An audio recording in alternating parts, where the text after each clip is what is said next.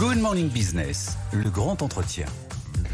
Le grand entretien ce matin avec Alexandra Roulet, économiste. Vous enseignez à l'INSEAD. Je suis avec Raphaël Legendre pour cette interview. Bonjour Alexandra Roulet. Bonjour. Ensemble, vous avez été conseillère macroéconomie et politique publique auprès du président de la République et de la Première ministre. Vous êtes meilleure jeune économiste 2024. Est-ce que le pays, la France, est dans une situation aussi grave que l'a décrit Michel Barnier depuis un mois ? Alors, donc j'imagine que vous faites référence en particulier à la situation des finances publiques. Donc, je pense qu'elle est évidemment préoccupante. Elle nécessite des actions fortes qui vont être donc difficiles.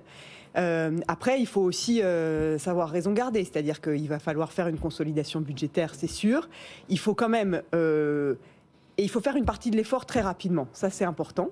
Mais il va falloir que l'effort s'étale aussi sur 7 ans, c'est-à-dire, ou sur 7 ans, je dis, une sorte de... Horizon est 2029. Horizon moyen terme. Ouais. Je pense que ça c'est important parce que ce qu'on sait, c'est quand même, notamment avec l'épisode 2012, etc., c'est qu'une consolidation budgétaire trop rapide parce qu'on panique du fait de la situation des finances publiques, ça casse encore plus la croissance. Donc il faut quand même éviter cet écueil-là. Et là, vous avez l'impression qu'on panique ?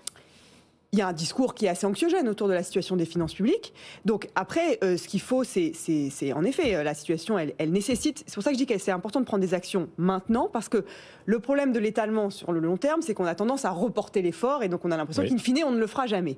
Donc il faut qu'une partie de l'effort soit fait. Là, dans le projet de loi de finances qui arrive, il faut que, clairement, ça va être un projet de loi de finances un peu douloureux, et je pense qu'on n'a pas le choix, et que c'est important pour la crédibilité de la France, pour plein de bonnes raisons. Mais voilà, il faut aussi avoir conscience que ça va être un effort qui doit s'étaler sur le temps long. Il est important de comprendre les raisons de cette dérive. Vous avez vous-même été au cœur du pouvoir, Laure l'a rappelé, vous avez conseillé le président de la République, la Première ministre. Comment, en temps normal, si je puis dire, nous ne sommes pas en temps de crise, on a pu arriver à un déficit qui, si on ne fait rien, atteindrait les 7% du PIB en 2025 ? Donc, à mon avis, il y a plusieurs raisons. Il y a une première raison qui est quand même les déficits primaires. Donc le déficit primaire, c'est quoi ? C'est le fait qu'on a plus de dépenses que de recettes une année donnée. Et ça, on a des déficits, on n'a jamais d'excédent. Ça fait 50 ans qu'on est en déficit mais en France. Je veux dire, c'est quand même important de le rappeler parce qu'on a la vision, et je vais y venir, et c'est vrai que les crises ont beaucoup joué dans la situation dans laquelle on est actuellement, mais il faut quand même... Sans crise, on ne sait pas faire non plus. Voilà, il faut quand même se redire qu'on a un sujet qui est que, normalement, il y a des pays, et y compris des pays qui sont traditionnellement des mauvais élèves de finances publiques, type Portugal, Grèce, etc., qui ont réussi là très récemment, à avoir des budgets à l'équilibre. Donc il y a le sujet, et je pense que ce sujet il est important, du déficit, c'est-à-dire du déficit primaire, une année donnée, le rapport entre les recettes et les dépenses. Et donc nous, on est toujours en déficit. Donc évidemment, on voit bien que ça va être compliqué pour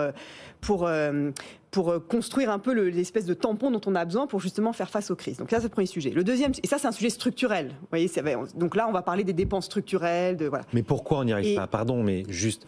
Encore une fois, vous avez côtoyé les plus hautes autorités de ce pays. Pourquoi on n'arrive pas, en temps normal, à revenir à un niveau de dépenses plus soutenable ? Donc c'est vrai qu'on a un système, notamment de dépenses publiques, qui est très généreux. Et le problème, c'est que quand on coupe dans les dépenses publiques, on fait des perdants. C'est-à-dire qu'encore une fois, c'est des choix qui sont douloureux. Il y a quelqu'un derrière chaque euro. Voilà. Donc il est évident que de façon... il y a des espèces de contraintes politiques qui font qu'aucun gouvernement n'a vraiment envie de s'atteler à ça. Donc ça, c'est le premier sujet. Après, il y a quand même le deuxième sujet qui est en effet les crises, donc la pandémie, puis la crise énergétique avec les boucliers énergétiques qui nous ont protégés.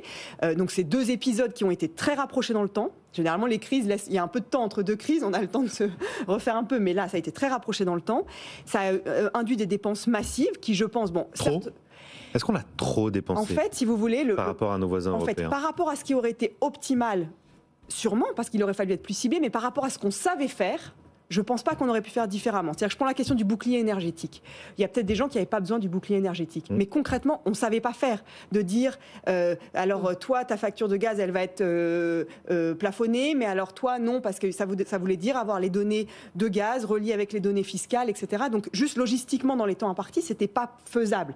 Mais évidemment, d'un point de vue optimal, il y a des gens qui n'avaient pas besoin de bénéficier du bouclier énergétique.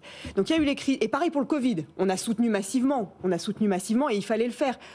Il y a sûrement eu des effets d'aubaine, évidemment. Mais est-ce qu'on savait faire de détecter comment les gens qui vraiment on ne sait pas cibler assez précisément ceux qui ont véritablement besoin du soutien. Et ça, c'est pas propre à la France. Par exemple, vous voyez les États-Unis pendant la crise du Covid, eux, alors ils ont fait encore plus simple. Ils ont envoyé des chèques forfaitaires, lump sum, comme on dit, aux gens pour les indemniser, quoi, parce qu'ils savaient pas faire même proportionnel aux revenus, etc. Ils se sont dit, il faut mieux distribuer comme ça un peu d'argent plutôt que de faire des systèmes plus compliqués. Donc il y a eu ce sujet des crises.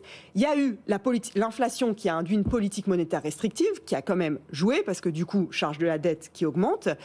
Donc on en est déjà à 3 facteurs. Et il y a la croissance qui est toujours moins importante qu'attendue, notamment le ralentissement de la productivité. Donc on est au final sur 4 facteurs. Oui. Un facteur structurel, un facteur crise, un facteur politique monétaire et un facteur macro. Mais du coup, quand vous regardez le choc à venir, les 60 milliards annoncés, est-ce que vous dites là, c'est trop, ça va être encore pire sur la croissance, ou vous dites c'est ce qu'il fallait faire?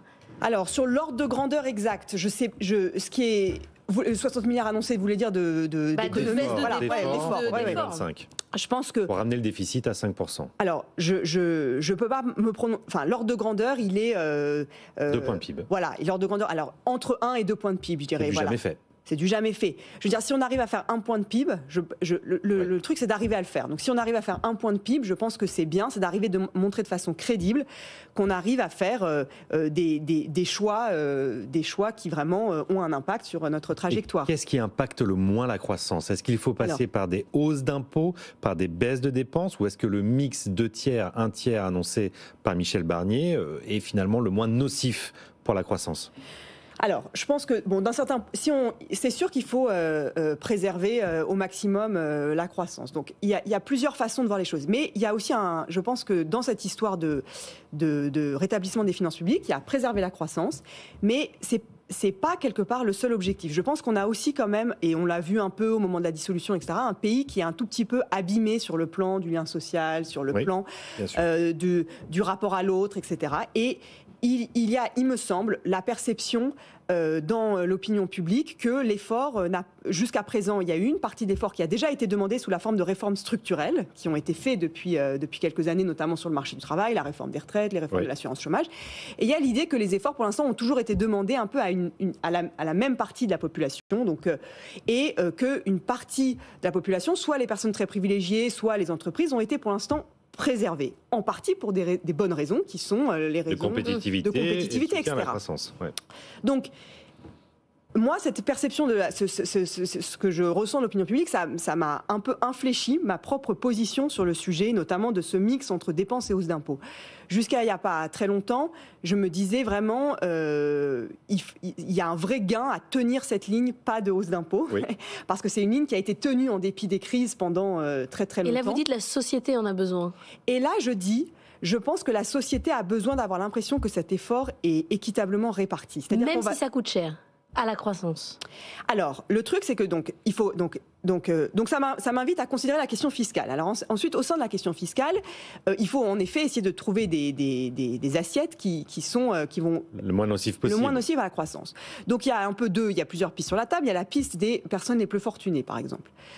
Bon, la piste des personnes les plus fortunées, c'est vrai qu'il y a toujours un sujet exil fiscal, etc., qui revient, attractivité, mais typiquement, c'est un sujet sur lequel moi, j'ai toujours été favorable à faire quelque chose sur ce sujet au niveau mondial, précisément pour contourner cette critique. Il y a des réflexions au sein de l'OCDE. Et il y a des réflexions au sein du G20 qui avancent. Oui. Et parce que là, il y a un vrai sujet d'optimisation fiscale non justifiée, pas du tout pour des fins de croissance économique. Donc, il y a clairement un sujet de lutte contre l'optimisation fiscale. Bon. Mais évidemment, ça prend du temps au G20, etc. Donc, on n'est pas sur des choses qui vont arriver en 2025. Je pense que sur ce sujet, du fait précisément du fait de l'importance, je pense, qu'il y a à ce que tout le monde accepte l'effort, ça me paraît justifié de l'envisager. Je pense qu'une contribution exceptionnelle. Vous acceptez le symbole, en fait. J'accepte le symbole. Je pense que le symbole a une valeur, en fait, économique. Sociétale. Oui, voilà, mais presque du coup potentiellement économique. C'est-à-dire que l'idée, c'est de se dire, on est tous ensemble là-dedans, quand même. C'est-à-dire, c'est notre pays. Et donc, il y a un moment où il faut quand même que tout le monde contribue. Et c'est vrai. Même réflexion pour les entreprises. Pour les 300 qui vont être ciblés. Même réflexion pour les entreprises. Oui, le raisonnement est un peu analogue. C'est vrai que même si finalement les entreprises ne font que répercuter les hausses d'impôts. C'est plus facile de penser en termes de personnes physiques. C'est vrai que c'est plus facile de penser en termes de salariés, enfin de personnes physiques. Je veux dire, pas forcément salariés d'ailleurs, mais et de se dire il faut que tout le monde contribue et donc y compris les plus fortunés qui ont quand même la marge pour cet effort supplémentaire.